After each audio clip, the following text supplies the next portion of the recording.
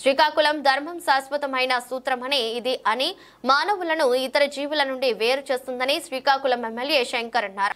నగరంలోని చిందత్తానాథ క్షేత్రానికి వచ్చిన అవధూత దత్త పీఠాధిపతి జగద్గురు గణపతి సచ్చిదానంద స్వామిని శ్రీకాకుళం ఎమ్మెల్యే గుండు శంకర్ గురువారం కలుసుకున్నారు.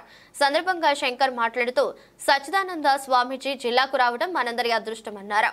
స్వామి మరిన్ని సార్లు ఇక్కడికి వచ్చి భక్తులకు తమ ఆశీస్సులు అందజేయాలని ఆకాంక్షించారు. ప్రాచీన వైదిక సంప్రదాయాలలో అత్యున్నత మార్గదర్శకులుగా స్వామీజీ పరిగణించబడతారని వివరించారు. అస్థిరమైన స్వార్థపూరితమైన అభిరుచి పక్షపాతంతో నిండిన సంకుచితమైన ప్రయత్నాలలో తమ జీవితాలను ప్రజలు వృధా చేయవద్దన్నారు.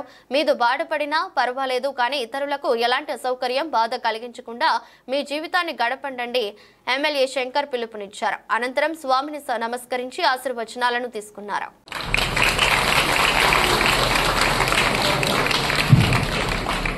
అందరికీ నమస్కారం. ఈరోజు శ్రీకాకుళం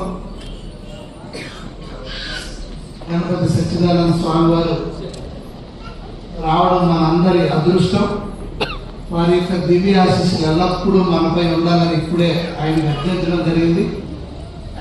ముందు ఇంకా స్వామికి మరిన్ని ఎక్కువ సార్లు ఇక్కడికి రావాలని, ఇక్కడ ప్రజలందరికీ ఆయన ఆశీస్సులు ఇవ్వాలని కోరుకుంటూ, నేను 1994-98 మధ్యలో బెంగళూరులో ఉండేటప్పుడు 95లో స్వామివారి బెంగళూరు ఆశ్రమంకి నేను వెళ్ళి 2 hours అక్కడ ఉండి భజన అన్నీ చేసుకొని అక్కడే ప్రసాదం స్వీకరించి నైట్ 8:30 వరకు అక్కడే ఉన్నాం.